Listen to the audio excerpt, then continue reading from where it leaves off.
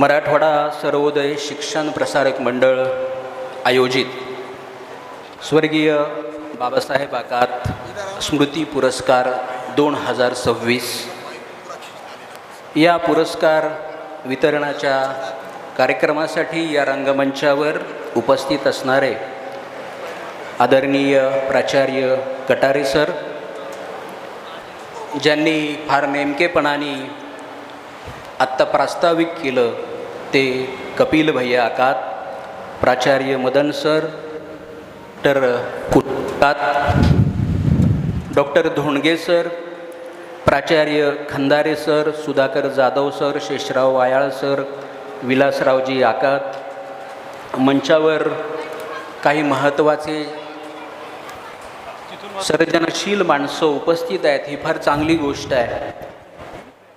मराठी कथेमध्ये लेखक म्हणून ज्यांनी स्वतःची नाममुद्रा उमटवलेली आहे असे आमचे कथाकार मित्र बालाजी सुतार, जालना जिल्ह्याचं नाव रंगभूमीच्या आणि चित्रपटाच्या क्षेत्रामध्ये ज्यांनी सुदूर पोहोचवलं असे आमचे रंगकर्मी मित्र राजकुमार तांगडे, संभाजी तांगडे, आमचे दुसरे मित्र मारुती घुगे, या कार्यक्रमासाठी उपस्थित असणारे महाविद्यालयाचा सगळा प्राध्यापक वृंद, विद्यार्थी, पत्रकार आणि रसिक हो. सर्वप्रथम मी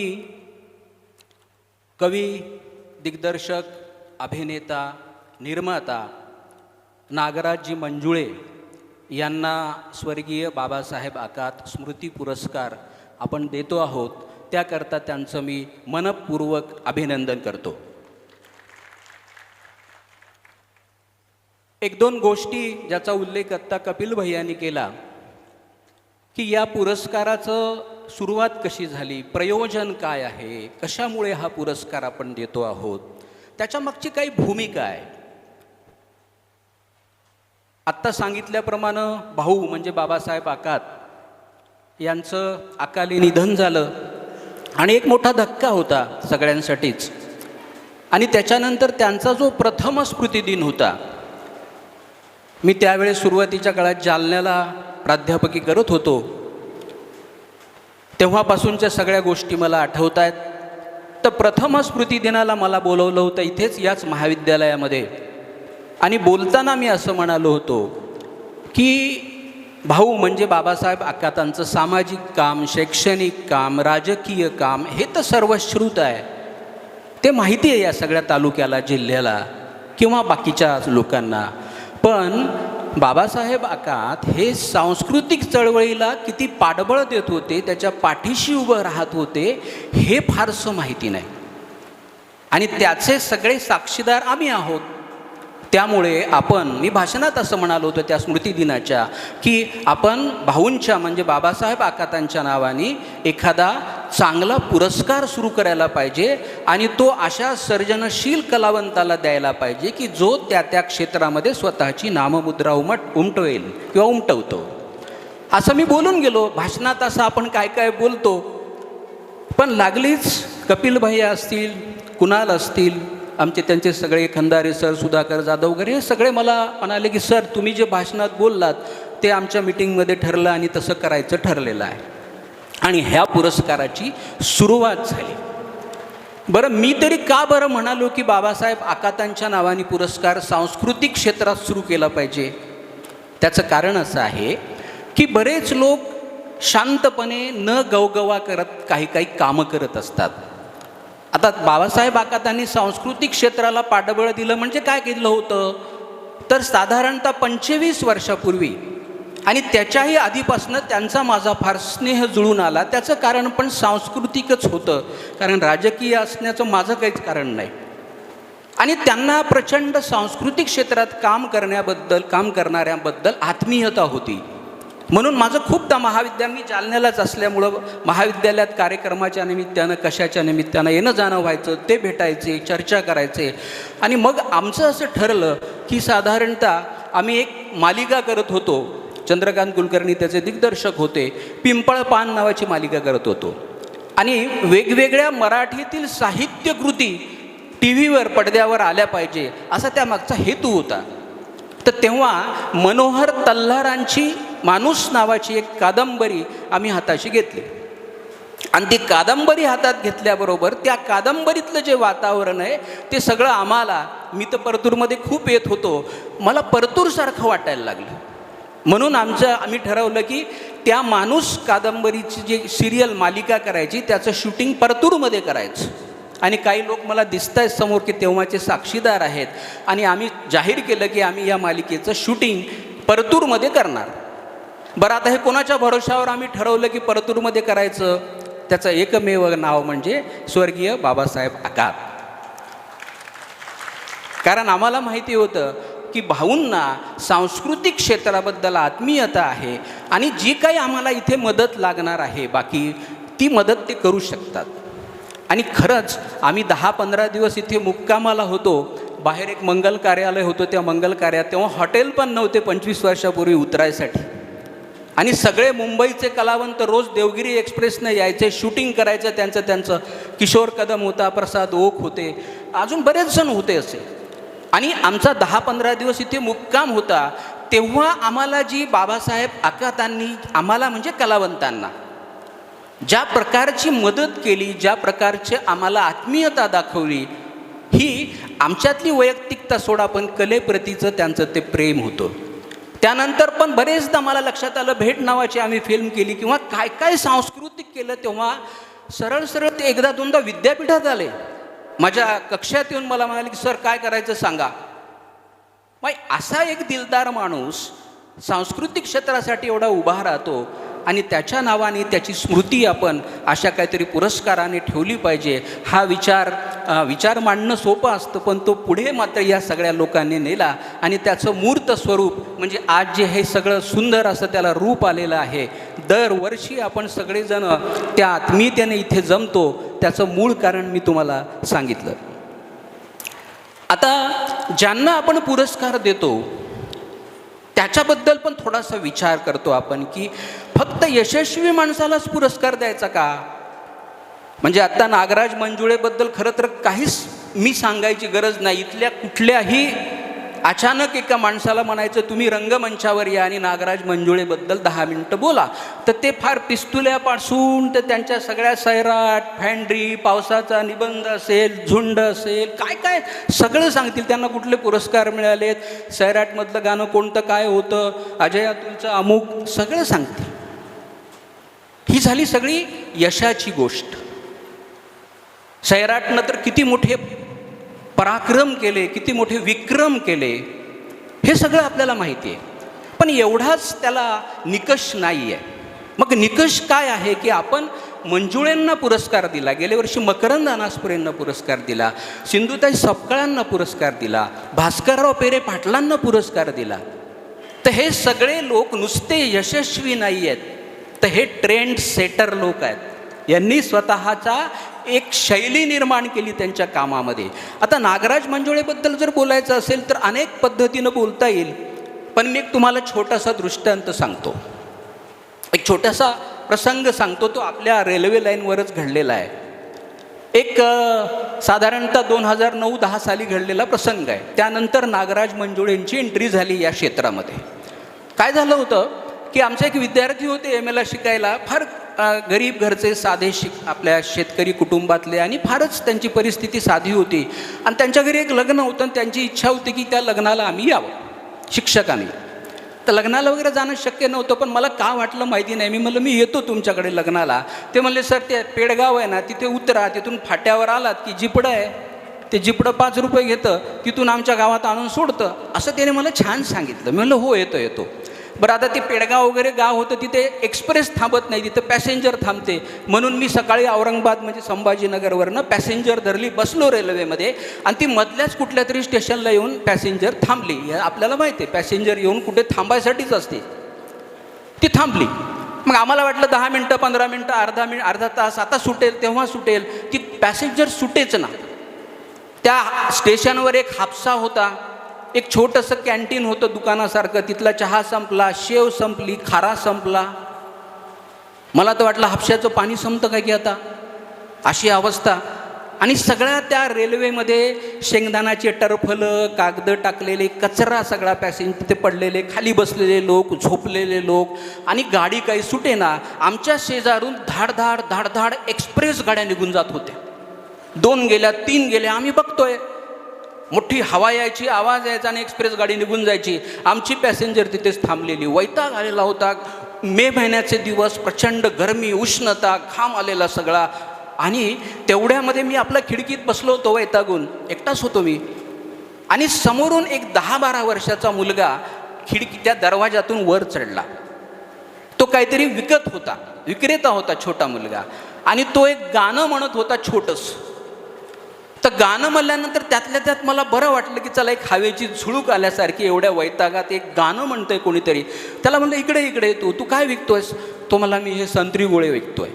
किती रुपयाला? 1 रुपयाला. म्हणलं दे 1 रुपयाला. मी म्हणलं ते 1 रुपयाला घेतला, आता गाणं म्हणून दाखवते, तू काय म्हणत होतास? तो लाजला पोरगा, 10-12 वर्षाचा पोरगा होता, लाजला. म्हणलं नाही नाही, अजून एक घेतो पण गाणं म्हणून दाखव. गाणं म्हणजे काय? 3 ओळी होत्या फक्त. तो आता माझा आवाज नाही, पण त्यांनी ज्या पद्धतीने त्या 3 ओळी सांगितल्या ते शब्द मी तुम्हाला सांगतो. तो असं म्हणत होता, लाल लाल भावली, वठाला चावली आणि 1-1 रुपयाला लावली. मी म्हणलं पुन्हा म्हण. लाल लाल भावली, वठाला चावली आणि 1-1 रुपयाला लावली. मी अवाक झालो. म्हणलं हे गाणं कोणी तयार केलंय? तो म्हणला मीच तयार केलंय. मी म्हणलं बस बस, तू बस खाली. तू कुठे राहतो? तो म्हणला सेलूच्या झोपडपट्टीत राहतो. तुझी आई काय करते? माझी आई भांडे घासायचं काम करते. तुझे वडील काय करतात? चेंबूरला सेंटरिंगचं काम करतात. आणि तू शिकला का? नाही म्हणे, शाळेतून मी शिकलो नाही, पहिलीला गेलो पुन्हा गेलोच नाही.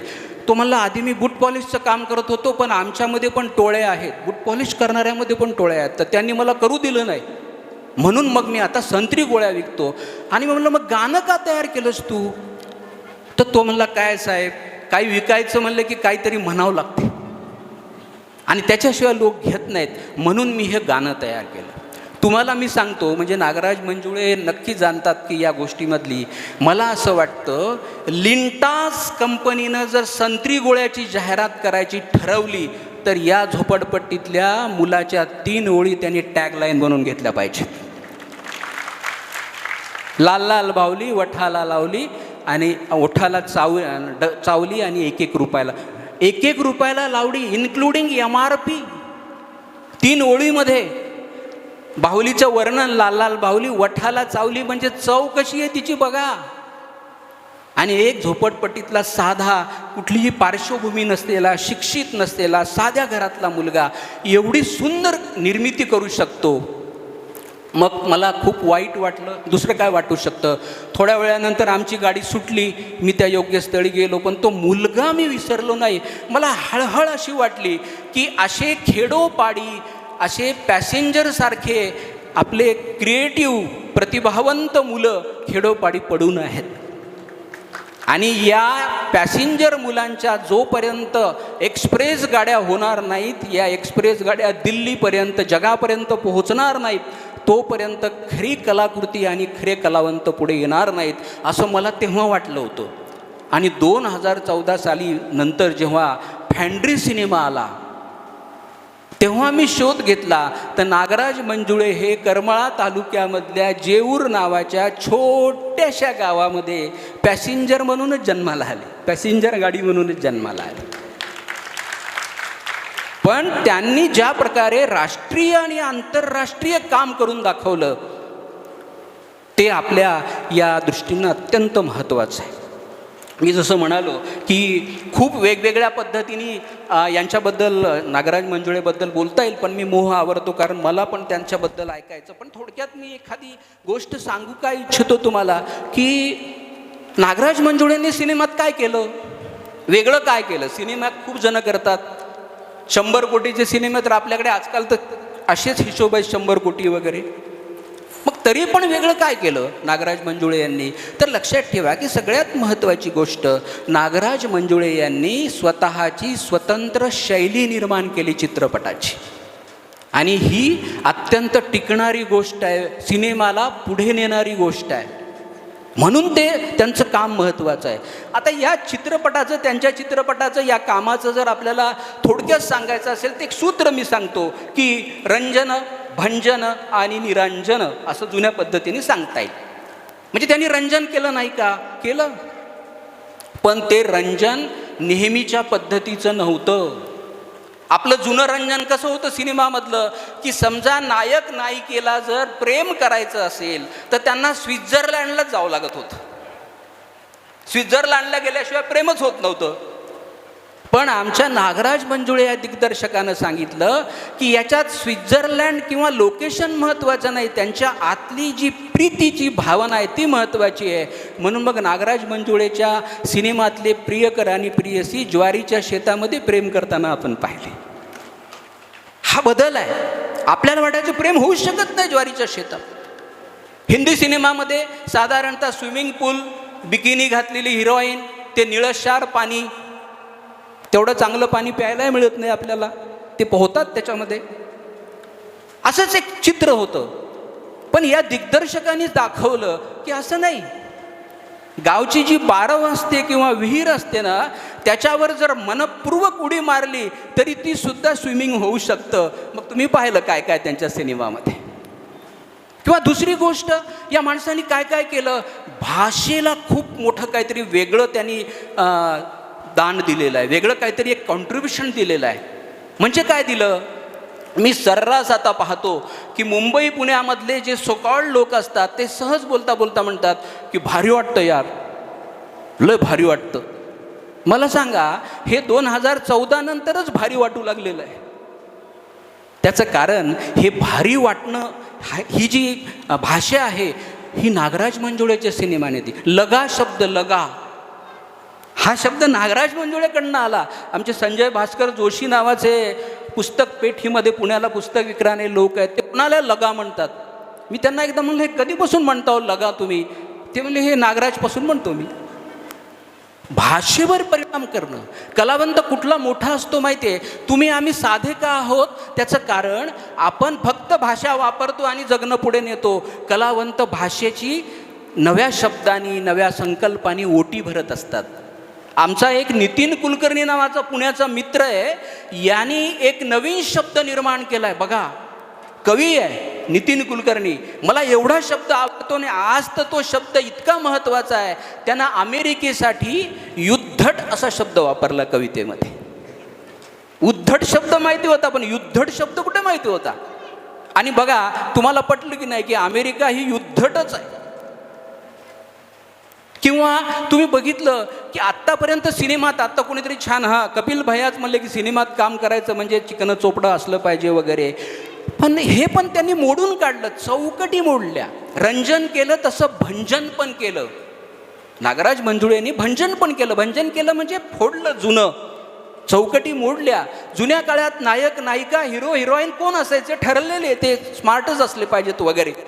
जसे मराठी कादंबऱ्यामध्ये ठरलेलेच नायक असायचे. आणि मग कोण कोण आलं तर त्याच्यामध्ये बघा तुम्ही, सोमनाथ अवघडे नावाचा एक जण नायक होतो किंवा अभिनेता होतो. सूरज पवार असेल, रिंकू राजगुरू असेल, आकाश ठोसर असेल, किंवा झुंडमधले जे काही झोपडपट्टीतले मुलं नायक म्हणून अमिताभ बच्चनच्या समोर जेव्हा उभं राहतात, तर ही सगळी किमया आणि शैली या दिग्दर्शकाची असते, असू शकते. हे फार महत्त्वाचं आहे. आणि शेवटी रंजन केलं, भंजन केलं, निरांजन कशाचं केलं? तर मला असं वाटतं नागराज मंजुळे यांच्या प्रत्येक कलाकृती, साहित्यकृती बघा तुम्ही, त्यांचा कविता संग्रह वाचा. त्यांनी निरांजन म्हणजे केंद्रस्थानी कोणाला आणलं तर बाबूराव बागुलांनी सांगितलेला जो माणूस होता की वेदाआधीही माणूस होता, तो निखळ माणूस केंद्रस्थानी आणलं. म्हणजे या निखळ माणसाचं निरांजन आपल्या नागराज मंजुळेंनी केलं. म्हणून मला असं वाटतं की नागराज मंजुळे का पुरस्कृत झाले, त्याच्या मागे ही सगळी अशी काही कारणं आहेत. नुसतं यशस्वी तर खूप लोक होतात, पण जे स्वतःचं काहीतरी नाममुद्रा उमटवतात आणि त्या सिनेमाला, त्या साहित्याला पुढे नेतात, ते आपल्या दृष्टीनं फार महत्त्वाचं आहे. शेवटचा मुद्दा सांगतो आणि मी लांबलेलं माझं बोलणं थांबवतो. तो म्हणजे मला असं वाटतं की आजच्या काळामध्ये पुरस्कार देणं जास्त महत्त्वाचं आहे. तो पुरस्कार फक्त सांस्कृतिकदृष्ट्याच महत्त्वाचा नाही. त्याचं कारण आज तिरस्काराचं जागतिकीकरण झालेलं आहे. तुम्ही बघा आज काय चाललंय, इराण काय करतोय, अमेरिका काय करतेय, इस्रायल काय करतंय, तुम्ही बघा. म्हणजे दिवाळीचे रॉकेट पाहावेत तसे आपण बॉम्ब पाहतोय टी व्हीवर, की ह्यांनी त्याच्यावरच सोडला, त्यांनी याच्यावरच सोडला. त्या अष्टकवर ॲनालिसिस पाहिलं मी, 18% यांनी टाकले, 80% यांनी बॉम्ब टाकले. पण विचार करा, एक बॉम्ब जाताना दिसतो किंवा रॅकेट जाताना दिसतं, पण ते पडल्यानंतर काय विध्वंस होतो याची कुठे नोंद आहे आपल्यापाशी? म्हणून हे जे तिरस्काराचं चाललंय ना, माणसं माणसाचा तिरस्कार करू लागली आहेत, हवेत फुगे उडवल्यासारखे बॉम्ब उडवू लागलेले आहेत. ही फार भयंकर जागतिक चिंतेची गोष्ट आहे. म्हणून मला वाटतं की पुढच्या काळामध्ये आपल्याला या पुरस्काराचं असंही महत्त्व लक्षात येईल की फक्त त्या काळामध्ये सगळे माणसं माणसाचा तिरस्कारच करत नव्हते, तर काही माणसं माणसाचा पुरस्कार देऊन सन्मानही करत होते, नुसता अपमानच करत नव्हते. म्हणून मला कधी कधी गंमत आत्ता बसल्यावर असं वाटलं की स्मृतिचिन्हाचं पुढे काय होईल. 500 वर्षानंतर नागराज मंजुळेंना समजा दिलेलं स्मृतिचिन्ह सापडलं तर जग कसं असेल माहिती नाही, पण त्याच्यातून स्मृतिचिन्हातून त्या काळचे लोक म्हणतील की त्या काळातले लोक नुसता माणसं माणसाचा अपमानच करत नव्हते, तर माणसं माणसाचा सन्मानही करत होते. मला ही सुद्धा मानववंशाच्या दृष्टीनं अत्यंत महत्त्वाची गोष्ट वाटते. शेवटी ही संस्कृती, मानव्याची संस्कृती, माणुसकीची संस्कृती पुढे नेणं याच्यापेक्षा वेगळा आपला हेतू असू शकत नाही. म्हणून मलाही नागराज मंजुळे यांचं ऐकायचं आहे. मी थोडंसं जास्त बोललो, तुम्ही ते शांतपणे ऐकून घेतलं. मी पुन्हा एकदा नागराज मंजुळे यांचे मनपूर्वक अभिनंदन करतो. आणि आमची ही जी सगळी संयोजन समिती आहे ते ज्या पद्धतीनं महिनाभर या सगळ्या कार्यक्रमासाठी काम करतात त्यांच्यासाठी एकदा आपण टाळ्या वाजवूयात. आणि मी थांबतो. धन्यवाद.